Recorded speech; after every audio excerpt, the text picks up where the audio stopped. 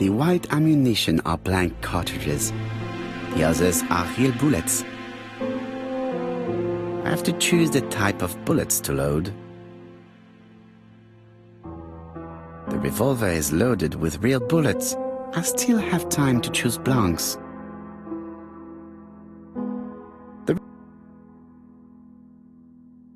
The revolver is loaded with real bullets.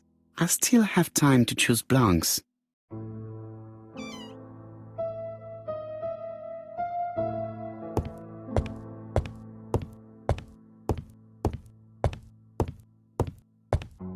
What about telling me what you have in mind? Surtout pas. You wouldn't be able to play your role. Wait one moment, I will bring you my weapon.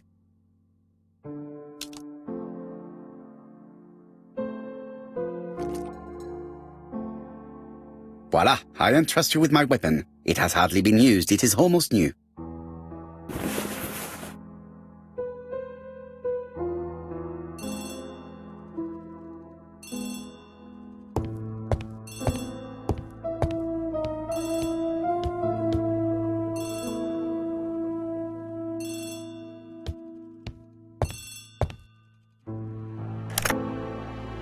Chief Inspector, is that you? Yes. Sorry, but we haven't found anything. Have you checked the typewriter? And the packaging, the letter, and the ribbon reel. We've only found prints left by Cust and his landlady. Well, never mind, I shall make do. So, are you still going to hold your meeting? Of course, Chief Inspector. I can hear my guest coming up the stairs. Why have you brought us here, Mr. Poirot? Since Cust's arrest, I thought it was all done and dusted. Miss Gray formally identified him, as well as Miss Barnard. Yes, and the stockings he sold are of the same brand as the ones found at my aunt's. This is all true. However, a case is not closed if some questions remain open. And one question is, why did the murderer send me his letters? Why did he challenge me, Hercule Poirot? Perhaps he wanted to play with you, to taunt you. Xenophobia? Maybe he didn't like you because you're foreign. I may be wrong, but maybe by provoking you, he was looking for glory? All these theories should be studied. Let us now try and get our brain cells to work.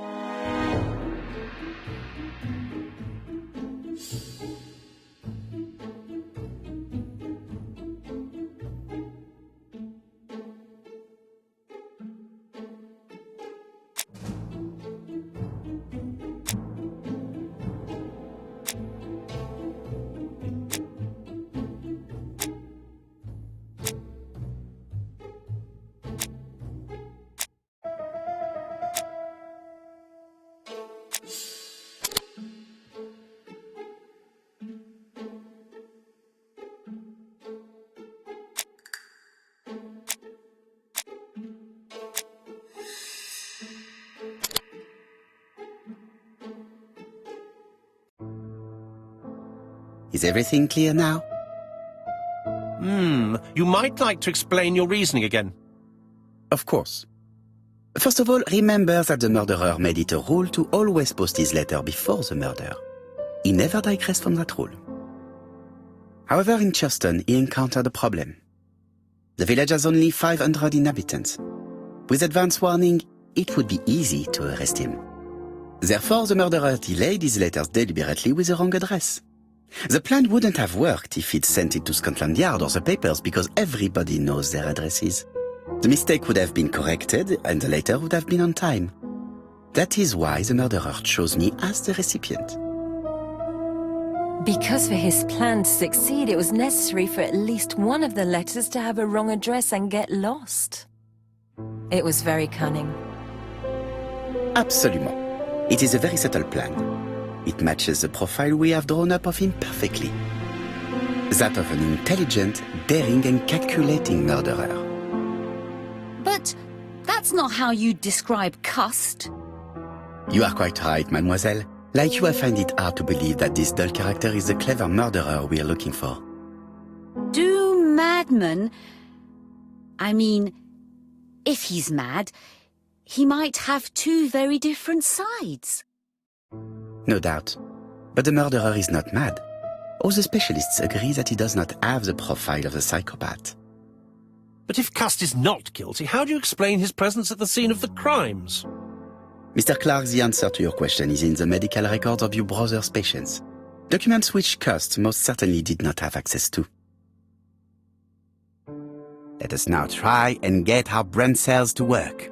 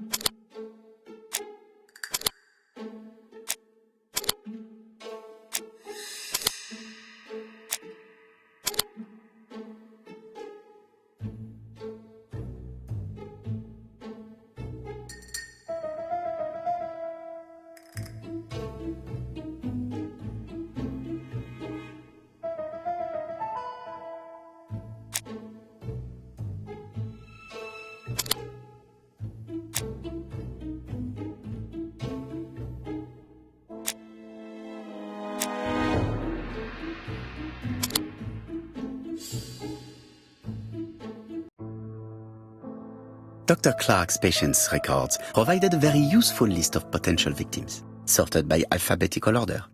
The killer definitely used it, explaining the fact that all the victims were former patients of the doctor.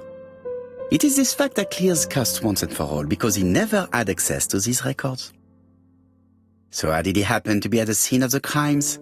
Either the murderer sent him there, or Cust was following him closely. Cust's highly suggestible nature leads us to the second hypothesis. The murderer was manipulating him. He systematically sent Cust to the towns where he was going to strike, so that the suspicion would land on the poor man's shoulder. That's evil.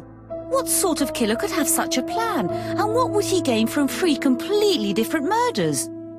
Indeed, it seems unlikely that the same murderer committed all the crimes. What should we take from that?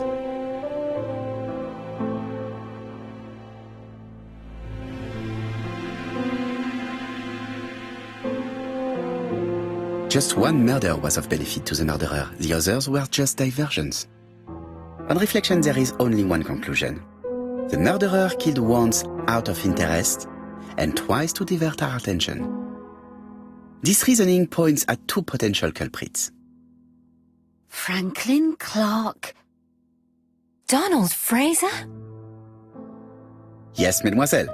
That's good thinking. Mr. Fraser may have killed Betty out of jealousy.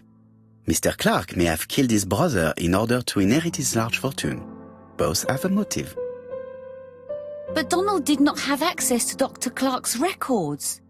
Please allow me to disagree with you, mademoiselle.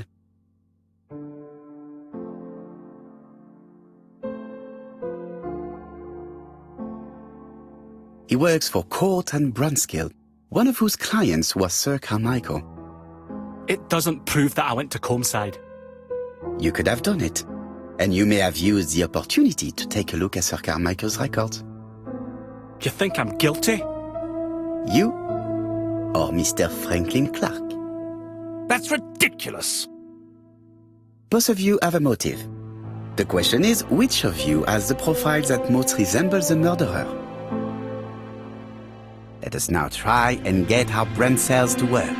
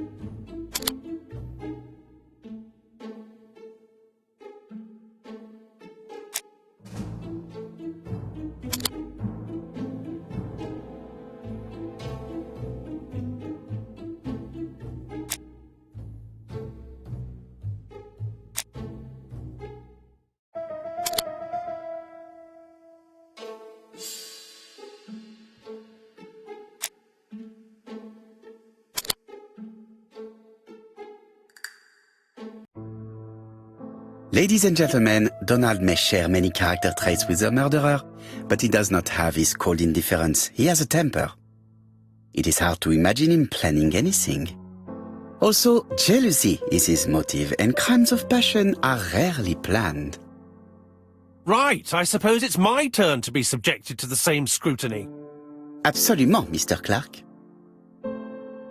Let us now try and get our brain cells to work.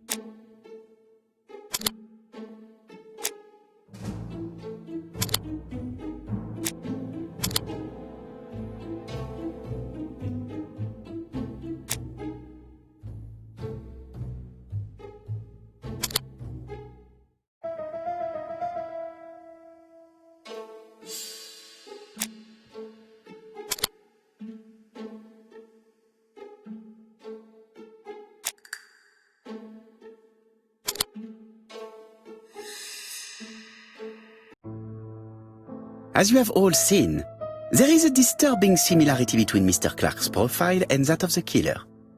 In actual fact, it is exactly the same. Mr. Poirot, your psychological studies are interesting, but your conclusions do not add up. Why would I have wished my brother's death? The inheritance is lawfully mine. I just have to wait. No, you had to act quickly.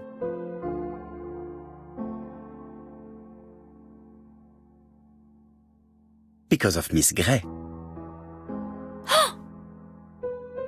Mademoiselle, although you haven't been telling the truth, there is no doubt in my mind that you would have found a way to marry Sir Carmichael after Lady Clark's death. For you, Mr. Clark, it was a disaster. If Miss Grey had children by your brother, you would not have inherited a thing. You realized the danger after reading several letters from Comside, especially one in which your brother opened his heart to you. So you hurried home from China, and you took action. In truth, Cust was no more than a puppet manipulated by the real culprit. You, Mr. Clark. Such an imagination, Mr. Poirot. In fact, nobody manipulated Cust. The famous instructions he received by post. He wrote them on the typewriter. We know that for sure. Oh no. You know perfectly well. That is not true. Eh bien voilà. Light has now been shed on the ABC murders. Your theories are ingenious, but you haven't any proof. One point to him. For the moment, I have no material proof. Either I admit to it, or I bluff. Proof is easy to find now that we know where to look. You have nothing on me. You're bluffing, Mr. Poirot. Come on, Thora, there's nothing for us to do here. Don't touch me! Thora! I understand why you never wanted to lend me your new typewriter, and why you were searching through your brother's things. And the hole you dug on the moors. What did you hide there? The knife you used to kill your brother? All right. Well played. I lose. The game's up.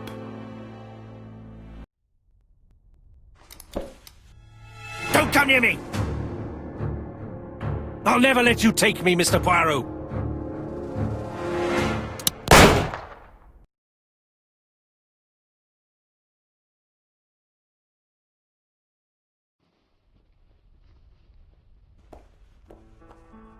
Took the law into his own hands. He had no right. He should have paid for his crimes. I should have expected what he did. Come on, Poirot. Everybody makes mistakes. Exactly. Hastings, if one day I sound pretentious, please whisper these 3 letters in my ear. ABC. They shall remind me that we all have our limits, even me. Disappointed at having missed the chance to become Lady Clark, Thora Grey left England. Donald Fraser and Megan Barnard married. On Poirot's recommendation, Mary Drower started to work for Lady Clark. The elderly lady's condition suddenly took a turn for the better. And a few months later, to Dr. Logan's great surprise, she was back on her feet again. According to this eminent physician, it appears to be an extremely rare case of spontaneous remission.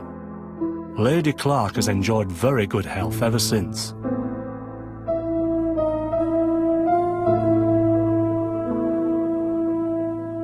Journal of an Innocent. The incredible story of ABC. As for A.B. Cust, after being advised by Poirot, he made a great deal of money by selling his story to the press. And as for me, and with business booming, the Black Swan has become the #1 tourist attraction in the whole of Yorkshire, even more popular than York Minster.